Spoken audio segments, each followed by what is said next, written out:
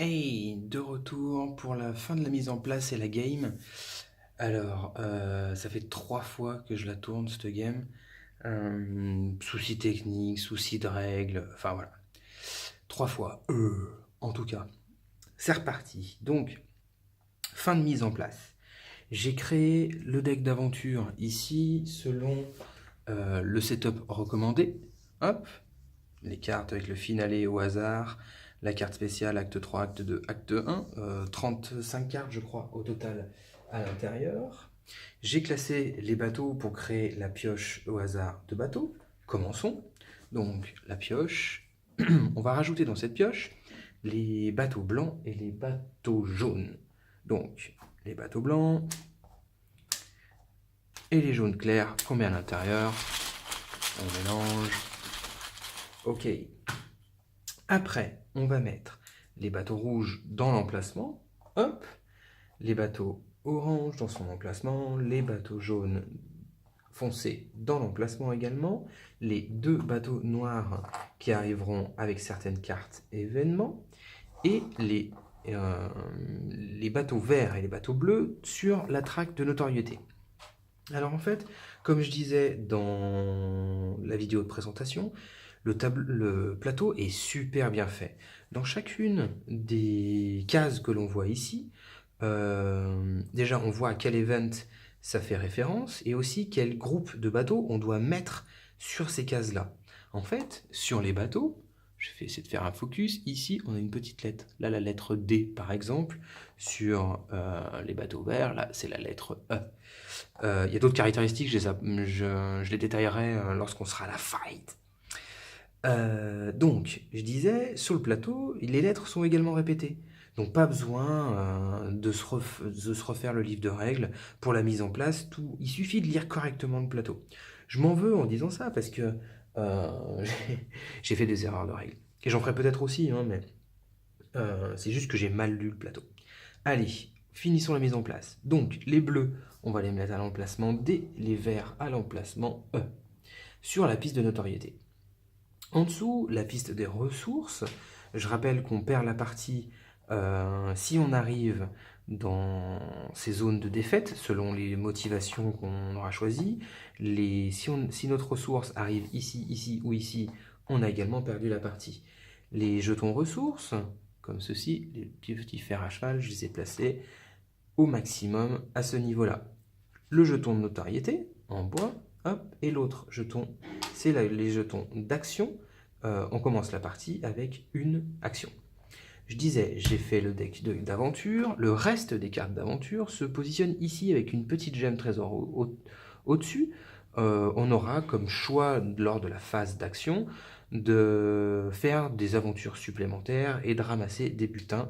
Donc on piochera les choses ici. En bout de plateau, là, ici, juste sur le côté, j'ai mis tous les équipages du Nautilus. Là, le premier officier qui donne des pouvoirs, et quand on l'utilise, on le retournera sur sa face utilisée. Il y a 6 officiers qui me donnent des pouvoirs assez buff d'ailleurs. L'équipement, hop, on a le choix lorsqu'on choisit une motivation. Là, j'ai choisi l'exploration, j'expliquerai pourquoi juste derrière. On a le choix de prendre les cartes équipement, la carte, il n'y en a pas plusieurs, la carte explore, donc d'exploration, pour son coût tout de suite en début de game. Donc là, je vais payer 3 de ressources pour avoir cet équipement directement en jeu au début. Cet équipement me permet en fait de bouger de 2 mouvements pour un seul coup d'action, au lieu de un mouvement pour un coup d'action. Hop, on va payer 3 d'office. 1, 2, 2, 1 de coq, 1 de coq, 1 de Nemo, 1 d'équipage. Allez, restons équilibrés. Je disais que je revenais sur la motivation. Il y a 4 motivations possibles, hein, je l'ai dit durant, je pense, parce que je ne l'ai pas retourné, la présentation. Explore, science, l'anti-impérialisme et la guerre. Là, je vais utiliser Explore. Pourquoi Explore? Parce que c'est la motivation recommandée pour les débutants, le début de jeu. Je suis plus que mauvais à ce jeu, donc je vais éviter de me maltraiter. Je vais choisir celle-ci. En fait, sur le plateau, j'avais certainement décrit ça dans la présentation, il y a des bonus ou des malus selon ce que l'on fait et selon la motivation. Elles sont toutes différentes. Je reprends, hop, ici. Donc en sciences, par exemple, la ligne du haut, c'est les bateaux de guerre coulés. On a -1 en exploration, on n'est pas là pour faire la guerre, et en sciences, aucun bonus. Les bateaux de plaisance coulés, ici on a un bonus au niveau du rôle de la science. Pour l'explore, on n'en a pas. Je vais continuer que sur ce rôle-là. Donc je disais, -1 pour les bateaux de guerre, 0 pour les bateaux de plaisance, 0 pour les cartes aventure, +1 par trésor trouvé, x3 pour les villes en révolte, x4 pour les découvertes scientifiques et x7 pour les merveilles trouvées. Ça, c'est la motivation, la philosophie que j'ai choisie pour cette game. Donc je place le plateau ici. Continuons avec la mise en place du plateau central, de l'élément central. Il va falloir positionner des jetons de bateau cachés sur tous les encarts plus foncés. Là, on a un encart clair, là, on a un encart foncé. Donc, je vais placer tous ces petits jetons sur les encarts plus foncés. Sur les océans majeurs, là, on est sur le Western Pacific, la côte Pacifique, Nord-Atlantique, European Sea, Indian Ocean, South Atlantic, Eastern Pacific et South Pacific. Hop. Les océans majeurs sont notés avec un D. Pour la phase de placement, j'y reviendrai. Les océans mineurs n'ont pas de valeur de D dessus. Ils sont généralement plus petits en proposition de slot. Il me reste à mettre les trésors, les petites gemmes de trésors. Peu importe la couleur, hein, il n'y a aucun intérêt, c'est juste cosmétique. On en place un par océan majeur. J'en ai placé un également sur le deck aventure qui est en haut. Voilà. À l'extrémité, ici, le salvage, les équipements. On va placer les équipements disponibles pour cette partie. On va en avoir 4. Hop. Je les regarderai et décrirai lorsque je voudrais m'équiper. Je vais essayer de faire ça au plus vite hein, pour augmenter mes capacités et mes chances de gagner, ou en tout cas éviter la lose trop rapide. Les séquences de jeu. En fait, lors d'un tour, ça se passe en 3 phases. La première phase, on va tirer une carte aventure. C'est la phase d'événement. On va résoudre la carte aventure. Après, on a la phase de placement. La phase de placement, on va jeter un nombre de dés qui est dicté par l'acte.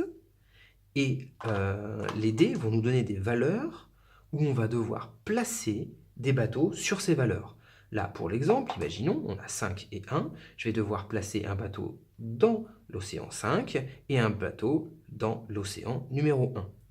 La différence des deux nous donne la valeur d'action qu'on obtient pour ce tour. C'est la phase de placement.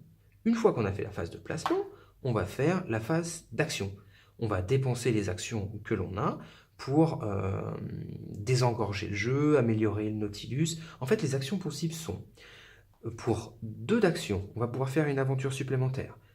Une action attaquer, une action inciter à la révolte, une action bouger. Pour 2 actions, on va pouvoir reposer l'équipage et récupérer de la ressource équipage. Pour 2 actions, on va pouvoir réparer la coque. Pour 2 actions, on va pouvoir améliorer le Nautilus. Et pour une action, on va pouvoir rechercher un trésor. Voilà les actions possibles durant la phase action. Ah, et je pense qu'on est bon. Ouais, j'expliquerai toutes les petites choses en cours de partie, les tuiles bateaux, comment on place les bateaux et pourquoi, et les différentes attaques. Ouais, allez, c'est bon, c'est parti. C'est parti, on remélange un coup. Hop. La petite pochette des bateaux. On a aussi également une pochette de hasard pour les trésors. Hop. Allez, c'est parti. Ah, Les actions, en fait, je commence le tour avec la game avec une action, et on peut décider de mettre de côté, de se réserver une action pour le tour suivant. On n'est pas obligé de toutes les faire, on peut en garder qu'une. Par contre, si on dit on met fin à notre tour alors qu'on a 3 actions, évidemment, on les perd, on revient à une. Allez, première carte, c'est sans surprise, c'est tout le temps la même, le début, c'est l'acte 1. L'acte 1 nous dit que finalement, jusqu'à l'acte 2, on jouera avec 2 dés blancs. On doit jeter un dé pour déterminer 3 pour déterminer où commence le Nautilus. La figurine de Nautilus, hop, elle commencera dans l'océan numéro 3. Ok. Et on commence la game avec la prochaine carte événement. Nous sommes à l'acte 1. On ne voit pas trop l'acte 1, enfin en tout cas on le sait. Hop, elle est juste ici, au-dessus. Allez, première carte aventure. On a une carte simplement aventure de valeur 2. C'est une carte qu'on doit jouer tout de suite. Play. Alors...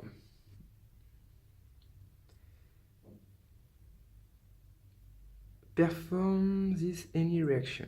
Alors, 4... Motiver soit antimanisme. Or, 2. Et 1... Ok, donc... Pour chaque création, on gagne 1 de réputation, ou on doit retourner un... Ok. Donc, qu'est-ce qui se passe? En fait, si nous avons... ouais, je traduis en direct et je suis très mauvais, mais bon, voilà. Si nous avons la motivation de guerre ou d'anti-impérialisme, on doit le faire 4 fois les effets. Et on le met dans le pass. Dans les événements réussis, ici.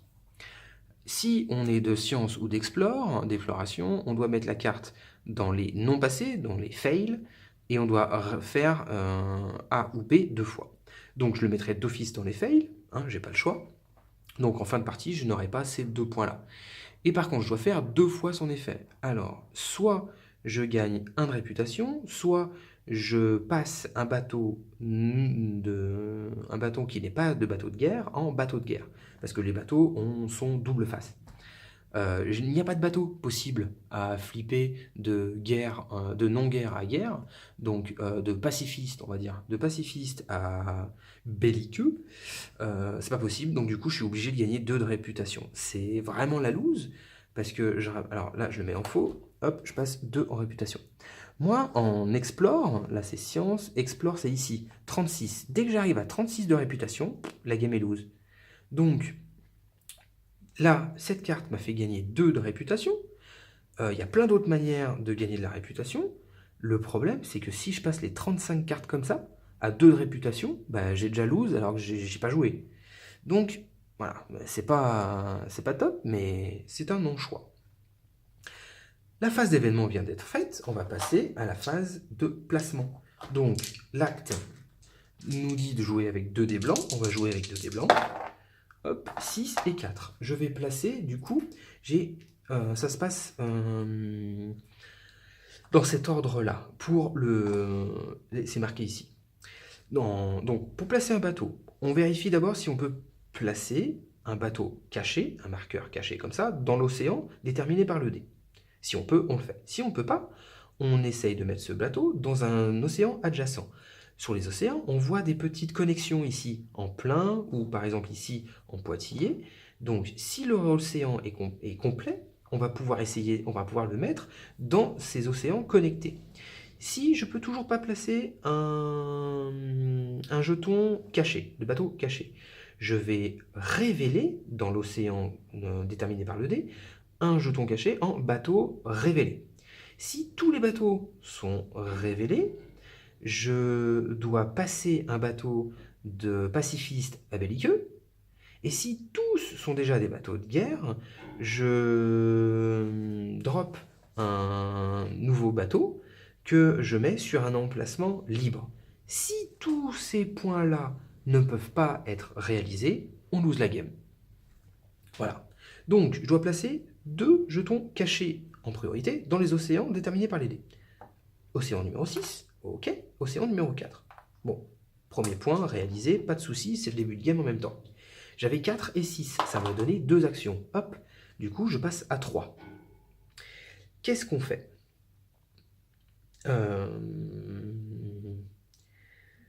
Alors, en début de partie, je vais essayer de collecter un maximum de salvage pour augmenter les capacités de mon Nautilus.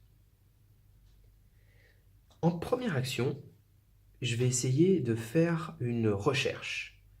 La recherche, c'est, on va jeter 2 dés, additionner les modificateurs,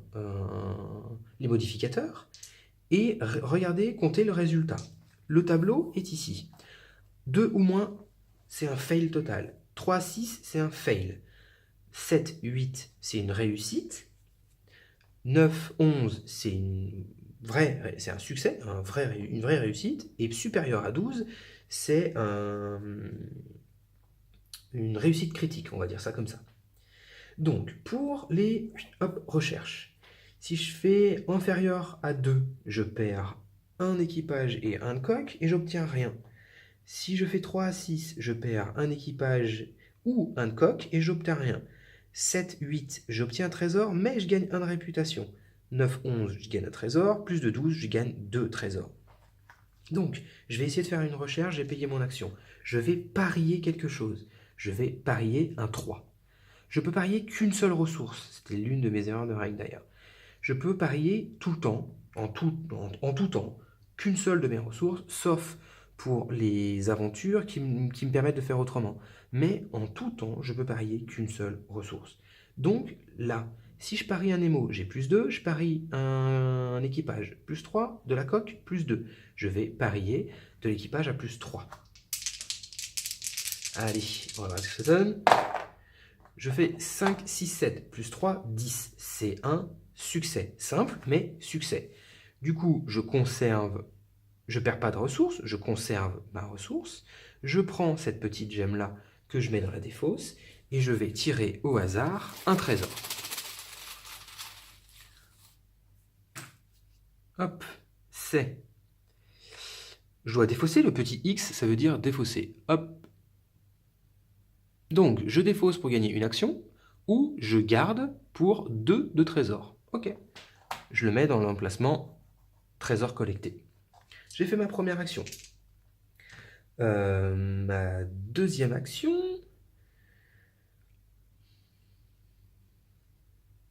Allez, j'ai bien envie de rechercher des ressources, histoire de... Ouais, j'ai bien envie de rechercher que des ressources. Que des trésors, pardon. Donc, pour 1, je vais aller là. Et je vais essayer de rechercher ça. Je vais parier toujours mon coup. Oh, réussite critique, c'est bon ça. Donc du coup, hop, on élimine ça. Je vais attraper 2 trésors. Premier trésor, 2. Ok. Deuxième trésor. Oh, une merveille. Ok. Donc là, on a le petit logo de merveille de valeur 1. Vu ma motivation, c'est 7. Ça, c'est 7 points d'office. Très bien. Ok, j'ai fait une autre action. Il me reste encore une action. Si je veux, je vais la dépenser. Je vais faire la même chose. Hop, je vais faire la même chose. Je parie toujours de l'équipage et j'essaye d'attraper ce trésor-là. 6 et 1, 7 et 3, 10. C'est une simple réussite, mais c'est une réussite quand même. Je vais attraper un trésor.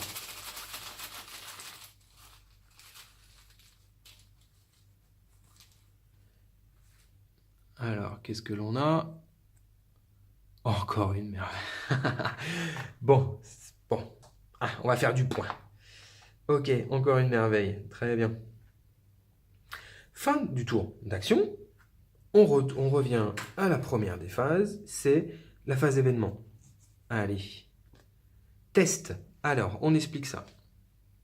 Ici, sur cette carte, une aventure de valeur 0. Si je la passe, je la mets dans la partie ici des cartes passées et me donneront les points des cartes. Là, 0, ma motivation me donne un bonus de 0. Cette carte m'apportera aucun point de victoire. Test 9. Donc je dois réaliser un 9 ou plus pour la passer et je peux miser les ressources entre parenthèses. Je peux miser que du H, que de la hulle, de la coque. Si je passe, je la mets dans le côté passé et je révèle un upgrade additionnel que je peux mettre dans le choix, en liste de choix. Ou si je fail, je fail tout simplement. Eh ben, je vais essayer de le faire, mais je vais pas parier. Pourquoi? Parce que si je loupe le test, j'ai pas envie. 4 équipements, c'est déjà bien. J'ai pas envie de prendre le risque de parier et de me louper. Parce que lorsqu'on loupe un test, alors qu'on a parié une ressource, si dans notre jet de fail, on a un 1, on perd une ressource. Mais si on n'a pas de 1 et qu'on fail quand même, on perd 2 de ressources. Je simule la carte. Ici, je parie de la coque. On est à 2. Si je fais un 1 et que je fail, hop, je partirai ici. Mais si je fais pas de 1 et que je fail, boum, je vais partir directement ici. C'est beaucoup trop cher payé. Donc, je vais tenter un natif, un 9 en natif. Tant pis, de toute façon, si je la passe, elle me rapportera 0 points. J'ai envie de le faire juste en natif. Oh, écoute, ça passe. Nickel. Hop, donc je le mets dans les passés. Je vais aller chercher une carte d'upgrade. Hop, l'arcane librairie. Tiens, ça me donne l'occasion d'expliquer les upgrades. Donc en haut, on a les bonus. En upgrade, ça coûte quand même quelque chose. On a des bonus en fin de partie. Là, c'est une merveille à 1. 2 de ressources pour pouvoir la crafter. Ici, on a le bonus. Je gagne plus 1 de modificateur à mon jet de dés lorsque je fais une recherche ou que j'incite à la révolte. Ok. Donc je la mets en upgrade valable en plus. Bon, ça s'est bien passé. Allez, phase de placement. Oh mince. 2 et 1. Alors, dans l'océan numéro 1, on peut mettre un hidden. Dans l'océan 2, on peut mettre aussi un caché. Et j'ai qu'une seule action. Ouais, qu'une seule action. Ok. Est-ce que je continue à faire des recherches ou est-ce que je m'occupe des bateaux?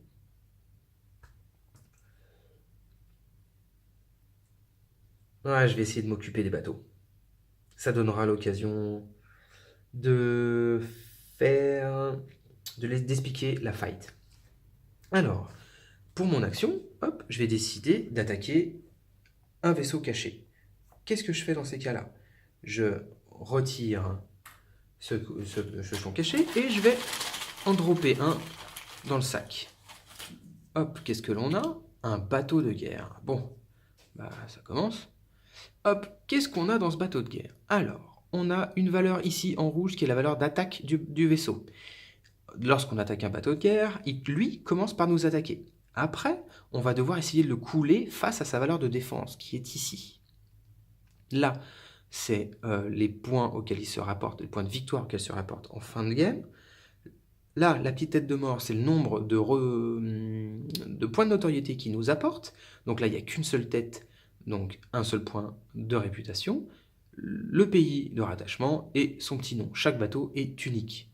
Hop, je le mets là. Donc, comment ça se passe une phase d'attaque? En fait, c'est comme des tests. Il faut toujours que je fasse au-dessus. Si je fais en dessous, c'est là où c'est négatif pour moi. Donc, 6, je lance 2 dés. Si je fais en dessous de 6, son attaque marche. Si je fais au-dessus de 6, 6 ou plus, son attaque ne marche pas. Je fais 8. Parfait. Je complète la phase d'attaque du bateau. Imaginons je fail. 2 cas de figure encore une fois. Premier cas de figure, je fais en dessous de 6. Euh, et le plus... Enfin non, il n'y a qu'un seul cas de figure en fait. Je fais en dessous de 6, je prends le plus petit dé que j'ai lancé, et ça sera le nombre de touches que le bateau ennemi me fera. Une fois qu'on a le nombre de touches, on va localiser chacune de ces touches. À côté de chaque ressource, on a les dés correspondants. Pour Nemo, c'est un 1, pour l'équipage, c'est le 2 et le 3, et la coque, c'est 4, 5, 6. Donc là, pour l'exemple, si je prenais 2 de touches, je lancerais 2 fois le dé pour prendre 2 dommages localisés par cette petit rôle de dé là. Ok, là j'ai fait 8, il ne me touche pas. Maintenant, c'est à moi d'attaquer. Un choix s'offre à moi. Soit je fais un bolt attack, soit je fais un stalk attack. La différence, le bolt attack, on n'a aucun bonus, mais on va pouvoir enchaîner les attaques sur des bateaux se trouvant dans le même océan. Donc si je fais une bolt attack ici et que ça réussit, je vais pouvoir enchaîner l'attaque sur l'autre bateau. Pour cela, il faut que je choisisse de placer le bateau dans le tonnage, donc dans ma collection de bateaux. Si je le garde en salvage, je le sauvegarde pour récupérer des équipements pour m'upgrader, ça arrête la bolt attack. Ok? Deuxième possibilité d'attaque, c'est le stack attack. Le stack attack, c'est une attaque en one shot. On ne peut pas continuer à tuer des bateaux dans le même océan, mais ça nous offre un bonus de +1 à notre jet de dés.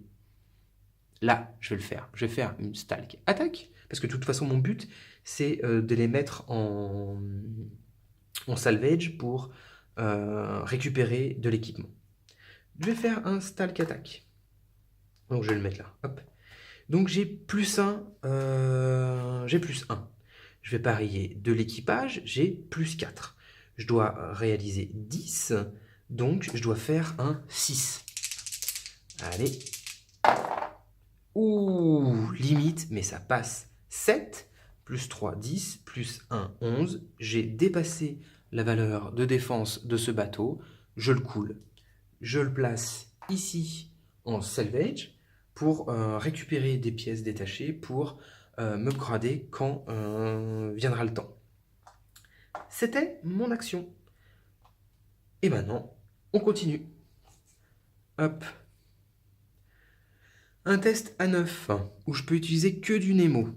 Par contre, celle-là, waouh, c'est une merveille. 7 points à la fin.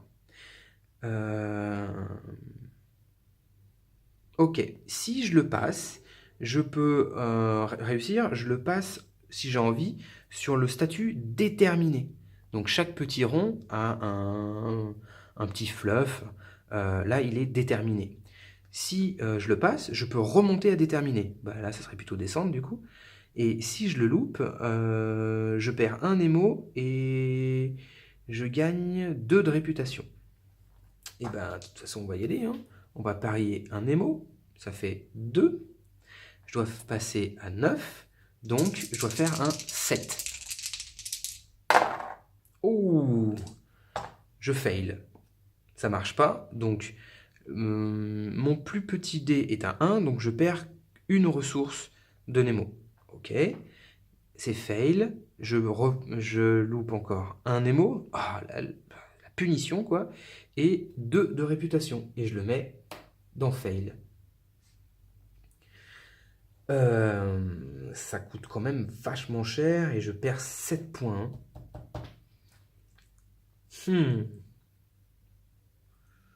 Ouais. Je réfléchis si j'utiliserais pas un de mes... ici pour essayer de sauver la mise, quoi. Non, faut que je fasse un reroll, ça me coûterait beaucoup. Je suis pas sûr de le gagner. Tant pis, c'est perdu. Allez, phase de placement. Oh, c'est pas vrai. Allez, 2, ok, et 3. J'ai placé un bateau dans l'océan 2 et dans l'océan 3. Là, la différence me donne qu'une seule action, donc j'ai qu'une seule action. Et ben, on va continuer. On va essayer de taper.